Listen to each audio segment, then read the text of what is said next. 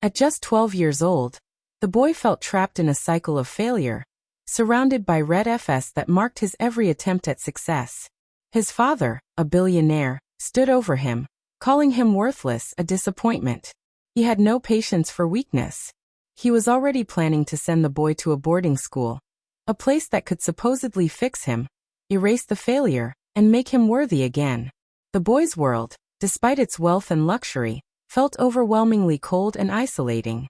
The mansion was filled with wealth, polished floors, chandeliers, the scent of cologne, but he felt small and insignificant, especially with his father's harsh judgment looming over him. The boy's failure wasn't a mere academic setback, it felt like a personal indictment. Every tutor who tried to help him, every specialist flown in from abroad, had failed. His father's patience had run dry. He even overheard the conversation about the boarding school, a place where children like him were sent to be forgotten, a place of exile. That night, alone in his room, he stared at the crumpled test papers and thought to himself, maybe I really am broken. He didn't cry. He had become accustomed to the disappointment and harsh words from his father, and the whispers from the staff about how he didn't measure up. The weight of the trophies his father had bought, but never earned, seemed to mock him as he sat there, isolated in his own failure. The next morning, a new maid arrived. She didn't have the polished appearance or an aura of privilege that the others had. Marissa Johnson was her name, a woman with dark skin, tied-back curls, and a simple scarf. She had a worn leather handbag slung over her shoulder, and shoes that had clearly seen better days. To the others, she was just another temporary staff member, another maid who would be gone in a month. They whispered about how the boy had a knack for driving people away, like spoiled milk. Marissa didn't seem to mind their opinions. She'd learned long ago that people who spoke the loudest often understood the least. She focused on the task at hand, organizing her cleaning supplies with the precision of someone who had worked hard for everything in life. Later that afternoon, as she was dusting near the study, she heard a familiar sound. The frustrated scratching of an eraser against paper, followed by an audible groan. She peeked through the half-open door. There was the boy, his shoulders tense, his blonde hair falling into his eyes, furiously trying to copy lines from his textbook. Every time he pressed the pencil down, the words on the page seemed to mock him, slipping and twisting into something he couldn't comprehend. His fist gripped the pencil so tightly, it looked as though it might break. Marissa's chest tightened with recognition. She had seen this before, the desperation, the shame. It was a look she had carried as a child. She remembered her own struggles, sitting in her mother's kitchen, trying to make sense of words that seemed to dance on the page. Her mother had always said, "They don't hate you, baby. They just look different to you. We'll figure them out together." That memory stung. Her mother was gone, but the lesson never left. She stepped into the study, silently, and approached the boy. He didn't notice her at first, too focused on his task. When he finally looked up, his face was guarded, ready for another scolding. But instead of harsh words, she gave him a soft smile. "You're gripping that pencil like it's a sword," she said gently. "No wonder the paper's fighting back." The boy blinked, confused. No one had ever spoken to him like that before. Marissa didn't push him further. She simply picked up a crumpled sheet of paper from the desk, smoothed it out, and placed it back on the desk. Then she went back to her work, humming softly to herself. The boy watched her, his frown slowly melting into something else, curiosity. Later that evening, as the staff gathered in the kitchen, whispers spread once again. "Did you see her in the study?" one of the cooks asked. She acted like she knew better than the tutors. The maids were gossiping, but Marissa didn't let it faze her. She had learned long ago that most people saw only what they wanted to see. But that boy, the one who had been written off as worthless, was beginning to see something different. Something that no one else had noticed. And little by little, Marissa would help him unlock it, just as her mother had once done for her. "She'll turn out like the others. Just wait and see." Marissa heard every word, but she didn't react. She wasn't trying to impress anyone, not the staff, and certainly not the billionaire who signed her paycheck. Her reason for being here was simple. Life had taught her patience, and that was all she had to offer. Little did she know, the boy had taken her words upstairs, cherishing them like a hidden treasure. As he lay in bed, he replayed her voice. No wonder the media was pushing back. It was the first time someone had defended him. For the first time in months, he fell asleep without the weight of failure weighing him down. It started small. One evening, Marissa found the boy in the study, buried in his arms, shadows from the lamp casting tired lines across his face. At first he didn't notice her. His pencil fell off the desk with a clatter. She picked it up and placed it in front of him. "Ever try listening to the words instead of fighting them?" she asked gently. He frowned, listening. She pulled a chair beside him and, without asking, took the book from his hands. She traced a line under the text with her finger, reading it slowly, carefully, letting the words breathe. Then she had him repeat it. At first, the letters were scrambled, the order lost. His cheeks turned red, and he pushed the book away. "I can't. I'm broken," he said. Marissa leaned back, her voice calm. "You're not broken. You just see the world differently. My mom used to say the same thing.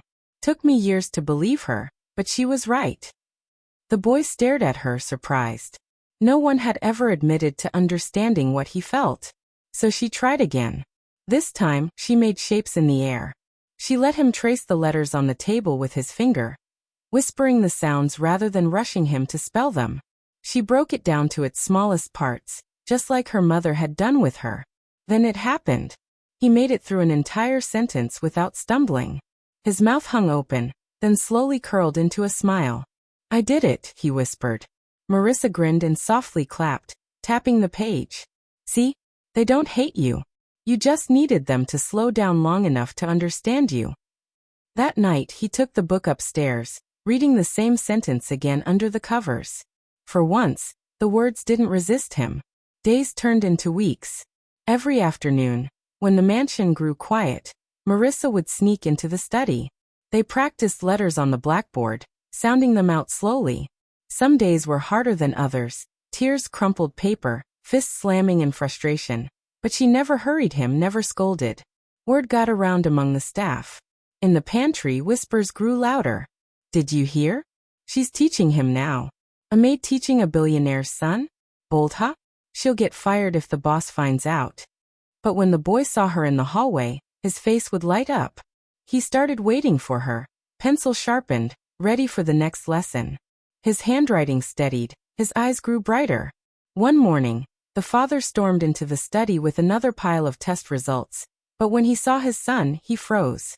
Instead of seeing crumpled papers, he found his son carefully working through a workbook, sounding out the lines with Marissa beside him. The billionaire's brow furrowed. Without saying a word, he placed the tests on the desk and left. But the boy didn't flinch. For the first time, he felt like maybe he was winning. Marissa knew this was only the beginning. The test day arrived quietly. No tutors in fancy suits, no specialists with clipboards, just the boy, a sharpened pencil, and the lessons Marissa had whispered to him. He sat at his desk in the study, shoulders squared for once. Marissa lingered at the door, not too close, not too far, just there, like her mother had been for her. She didn't correct him, didn't offer answers. She only gave him the nod that said, "You can do this." When the paper was done, he took it to his father's office himself, his hands trembling, but his head held higher than it had been in years. The billionaire, buried in contracts, looked up, irritated at the interruption. He took the paper without much interest, but as soon as he saw the grade at the top, his eyes widened. His brow furrowed, and he flipped the page over, scanning every line. An A. Not a pity grade, not a curve, a clean, undeniable A. For a moment, the man just stared, as if the page had betrayed him. The boy stood silently, waiting for the usual sigh of disappointment. But it didn't come. Instead, the father looked up sharply. "How?" he asked. The boy didn't answer. He only turned his head, his eyes flicking toward the doorway where Marissa stood quietly with a cleaning rag in her hand. The father followed his gaze, and for the first time, he truly saw her. Not just a staff member, not just someone on the payroll, but the person who had done what money never could. The billionaire leaned back in his chair, the paper still trembling in his hand. Silence filled the office, broken only by the boy's small but steady breath. Word spread fast through the mansion. In the kitchen, staff murmured in awe. "Did you hear? The boy aced it." No way. That maid actually pulled it off. She did what all those experts couldn't. Marissa didn't celebrate. She just went back to polishing silver, her face calm, though her chest swelled with something warm. Something she hadn't felt in years. Pride that her mother's lessons had lived on. That evening, the father called her into the study. She braced for scolding, expecting punishment for daring to teach his son without permission. But instead, he placed the paper on the desk between them. "You saved him," he said quietly, almost reluctantly. "Name your raise. From now on, you won't scrub floors. You'll be his tutor." Marissa's throat tightened. She nodded once, steady. But when she left the room, her eyes burned. Weeks turned into months, and the boy's grades continued to climb. Teachers at school whispered in amazement. "Is this the same kid? He used to fail everything. Now he's brilliant. He just needed someone to meet him where he was." At home, the mansion felt different. Laughter filled the halls that had once echoed with sharp footsteps and disappointment. The boy no longer hid papers under his bed. He proudly stuck them on the fridge, even the ones that weren't perfect, because now he knew that progress mattered more than perfection. The billionaire learned something money could never teach. Brilliance doesn't grow under pressure. It blooms with patience. Marissa stayed by the boy's side, not as a maid but as a guide. To him, she wasn't just someone who taught him to read. She was proof that even those the world overlooks carry miracles within them.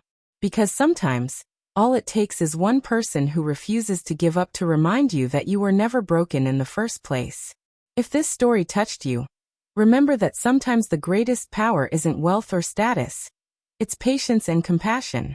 Share your thoughts in the comments. And if someone believed in you when no one else did, subscribe now. Tomorrow, I'll share another story that will stay with you long after it ends.